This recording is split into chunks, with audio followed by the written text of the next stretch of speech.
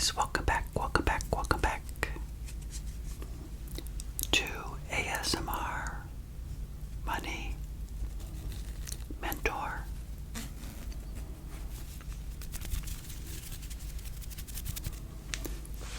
I hope you had a nice day. I hope you're ready to relax and enjoy another episode. This is episode 96, where this week I've decided to answer 3 questions that I had that came through on my channel in recent weeks. So stay tuned, because you never know if this question may be yours. But first, last week, people really liked the leather, the crinkles of the leather during my role play with the leather jacket for Indiana Jones. So I thought I'd just take a few minutes to bring up that jacket and see if we can relax just a little bit before we get started. Okay.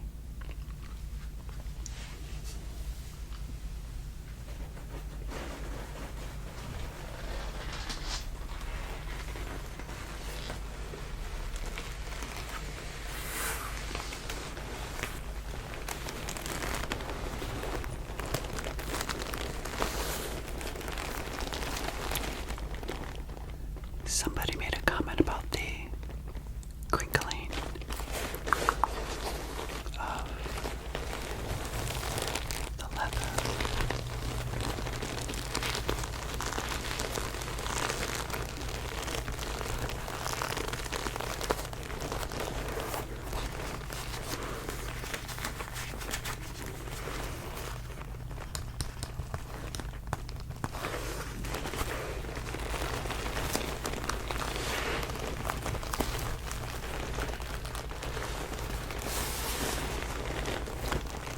So, this black leather jacket I have had for so many years. Let me tell you a little story about it.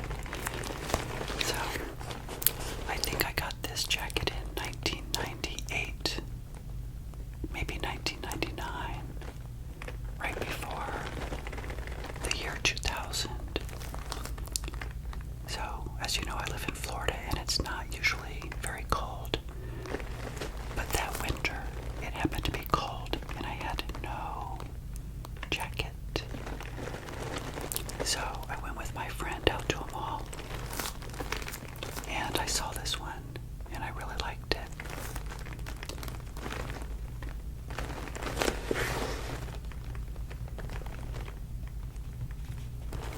I just noticed at the hanger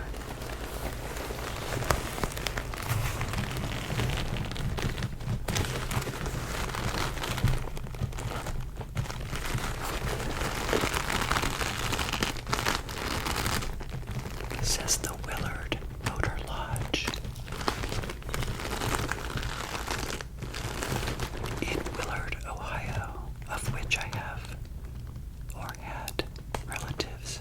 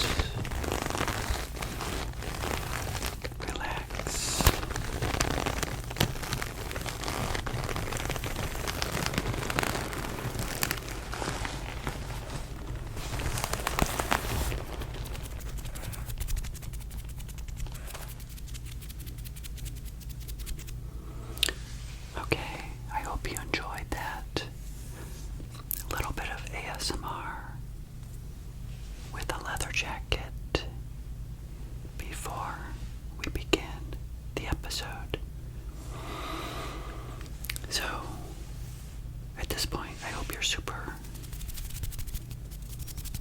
relaxed. So the question I had again for episode 96 is, can you do a video on how much actual money you actually put into your net worth and how much of that is from interest and stocks being up right now? Because as some of you may know, we are at the height of the market or pretty close to it. You know, the S&P 500, as you guys know, fluctuates quite a bit, but over time it's always on an upward trend. Back in 2020, on my podcast, I used to always tell my listeners exactly where the S&P 500 was, and I stopped doing that. I don't do it on this channel, so I didn't even look it up to see what the S&P 500 is right now. And I just know that, you know, we are at the top of the market or very close. And so this subscriber, hopefully subscriber, not just a viewer, you know, has a very interesting question about, you know, the actual money that we put into our investments. And could it be, I guess, frothy, for lack of a better word? Because you know how with real estate, sometimes you'll hear that the market is like overvalued. And it has been ever since, I guess, the pandemic. And, you know, even years ago, property went up and it was overvalued. And it's just a cyclical thing. It happens all the time. And the same is true of stocks. Can be up as well. But you know what? Here's what I have to say about it. I think I did an episode on this channel, if memory serves me correctly, maybe not. I know I did it, I think, on my other channel, but I did an analysis once in 2020, I think it was, where I wanted to figure out how much of my $1 million that I had at that time in investments, how much of that was money that I put into those investments and how much was the gain. And you can think of it this way. It's an unrealized gain. So when your investments go up, you have an unrealized gain. When the investments go down, you have an unrealized loss. Meaning it's not realized, it's just going to sit there. It's not counted as a gain or a loss until you sell the shares of stock that you own. So, in other words, it can go up and down, and if you don't sell, who cares? It's just going to continue to do that. So at that point in 2020, when I looked at my $1 million in investments, I realized by backtracking and looking at how much money I actually put into those investments, because you guys know I tracked it quite a bit. I knew exactly how much I was putting in every year, and I even shared that with you guys. If memory serves me correctly, it was something like I put in about $600,000 and the market returned about $400,000. It could have been closer to 50-50, $500,000 and $500,000. Because you guys know, because I started so late on my investment journey, I knew I had to put more of my money into those investments to get to where I wanted to be. If I started when I was 25 and not 40, then I could have put in a lot less of my money. The end result, of course, would be the same. It was $1 million in 2020. But that's a very good question that this subscriber had, is, you know, at that particular point, that is pretty much what it was. It was about $500,000 of my money and $500,000 of unrealized gains. Now, when you mentioned the interest portion, that's like more like for bonds.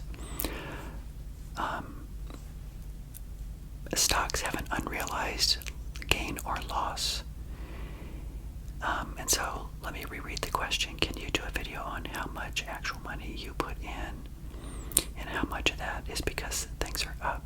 Okay, well, I think I answered your question, and it's interesting because, like I mentioned, everybody should understand that it doesn't really matter if we have, the markets are really strong. In fact, I remember reading an article years ago that said, as you're building your wealth, which many of you are, you might want to look forward to a downward market when stocks are down. Because think about it. Let's say you save about $200,000, and let's say that you saved $150,000, and the unrealized gain, the total is $200,000, whatever, something like that, right? Your balance is $200,000. And let's say stocks are really high. Then let's say the market goes down for a year, and it goes to 150 or 120 or something like that. If you're not selling those shares, who cares if you're still working? If you have another 10, 20, 30 years of working, you really should be hoping for downward markets. And most of you know why, right? Because the money that you put into the market, you're buying shares when they're on sale. They're priced lower, obviously. So if you put in $1,000, maybe you buy 200 shares. And then if the market goes down, suddenly that same 1,000 will buy 300 shares, right? So you're buying more shares because they're priced lower. And that is how people end up becoming wealthy, because they continue to just put money in the market, and they don't really care if the market goes up. They don't really care if the market goes down.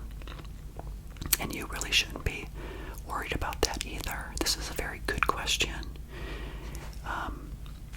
But you should not really care if the markets go up or if the markets go down. Now, I'm going to leave you at this because I like to anchor back, of course, to my own experience. And so, you guys know at this point now, in 2024, it's 4 years later from 2020. At that point, remember I had the $1 million in investments. Well, now I have the 1.4 and 200,000 of equity in my condo to get to a net worth of 1.6.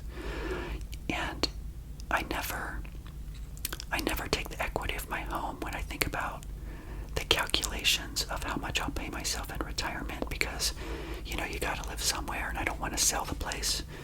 So I base those calculations on the 1.4. So that's why I said in a recent episode that, for the first 5 years of retirement, 2025, 26, 27, 28, 29, most likely I will be spending cash from my short-term reserves, things that are tied up in my CDs right now, my money market, and iBond. So I'll work with my financial advisor at Vanguard every year, and I'll just ask him and say, okay, I got through 2025, I used this $30,000 in cash. What should I do for 2026? What do you think is the best strategy? And I don't know what that strategy will be because we're not to the end of 2025 yet. So you don't want to make decisions now. You want to have on your radar what you think you will do. Like, for example, I think I will spend the cash for 5 years rather than tapping into my investments, but we won't know until we get to the end of the year to forecast into the following year. And that's what's so great about personal finance, is that it's always personal. You're looking at your money all the time. It doesn't matter if you're on the accumulation phase, like many of you may be, or if you are on the distribution phase, where I'm going to be in a few short months. You're always looking at your money. You're always figuring out what is the best strategy. What should I do to make the money last the longest? And I'll end with this. You guys know, by nature, I'm a minimalist. By nature, I'm very frugal. So I've already started thinking, as you guys know, of ways to even save more money based on the budget that I have, because I love doing it. And I'm glad I love doing it, you know. I'll give myself money, though, to spend on experiences and such. But I think I may have shared this with you before. It's going to be also pretty cool to see what is that balance that I begin with. And I'm going to share that with you at the beginning or the end of 2024 when we get to the end of December. And that then will be the beginning, although some of it is, as we talked about in this episode, unrealized gains or losses. Who knows what's going to happen? But you know what? Do I really care if the market goes down in the first 5 years? I mean, I won't be buying shares. So unlike you guys, you'll be buying shares, because if you're continuing to work and let's say we have a downward trend or a recession, you're going to continue to buy shares. Hopefully you won't lose your job. You'll get through that and continue to buy shares. But when you stop working, I guess if I'm using the cash and my investments go from 1.4 to 1.2, and then it goes back to 1.4 maybe a year or two later, and then we get to the 5th year, I don't really care. Again, I do care, but you know what I mean. It's a good place, I think, to be. And my strategy will change if we have a really good year. I may take some of that off. Oh, one more thing I want to say before I go, related to this whole topic of net worth and, you know, how do you calculate that, because stocks are being up.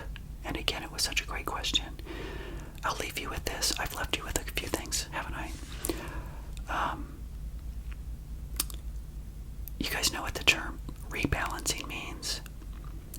That just means that, you know, at the end of the year, let's say, you look at how well the market performed or did not perform, and you may sell off some of your stock portions of your investments and buy more income producing assets like bonds to get your asset allocation back to where you want it to be. Because in good times, if you're at 60-40, 60% stocks, 40% bonds, and all of a sudden it goes to 70-30, and you want to get back to 60-40, then you can click a little button usually with your investments or talk to an advisor. They will help you figure out how you can get back to 60-40. So what you're actually doing is you're taking some off the top and saying, wow, this was a great year. Stocks are really up. I want to protect some of that money and put it into bonds. Because if the market then goes down, I don't want to lose that value. I want to capture it. So you rebalance back to the 60-40, which in a sense keeps you from either losing too much money or making too much money, which there's no such thing, right? But you don't want to be too greedy. So it keeps you in that same asset allocation by rebalancing every year or so to get back to your asset allocation. So anyway, I hope that helped. This question was a good one. Thank you so much for asking the question. And for the rest of you, put questions in the comments. I would really appreciate it. I can take a look at them